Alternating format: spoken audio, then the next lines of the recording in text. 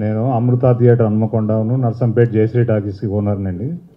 నేను పుట్టినప్పటి నుంచి ఇదే వ్యాపారంలో ఉన్నాం. 1955 నుంచి ఇదే బిజినెస్ చేస్తూ ఉన్నాం. మాకు వేరే బిజినెస్లు ఏమి లేవు. ఇదే మా ప్యాషన్, ఇదే మా జీవితం. అటువంటిది ఈరోజు మా థియేటర్స్ అన్ని అమ్ముకునే పరిస్థితి వచ్చినాయి. నర్సంపేటలో మాకు 3 థియేటర్స్ నడిచేవి. అందులో 2 క్లోజ్ అయ్యి మాది ఒక థియేటర్ మాత్రమే నడుస్తుంది. దానికి సినిమాలు లేకుండా వారం వారం బంద్ చేస్తూనే ఉన్నాము.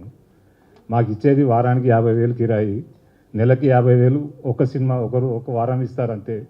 మిగతా 3 వారాలు పర్సంటేజ్ అంటారు. ఆ 10,000 చొప్పున 70,000 80,000 మాకు షేర్ వస్తుంది వారానికి, నెలకి.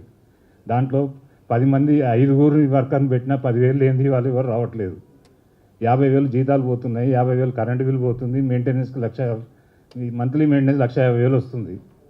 ఈ పరిస్థితుల్లో దాదాపు బీసీ సెంటర్లు అన్నీ క్లోజ్ అయిపోతున్నాయి.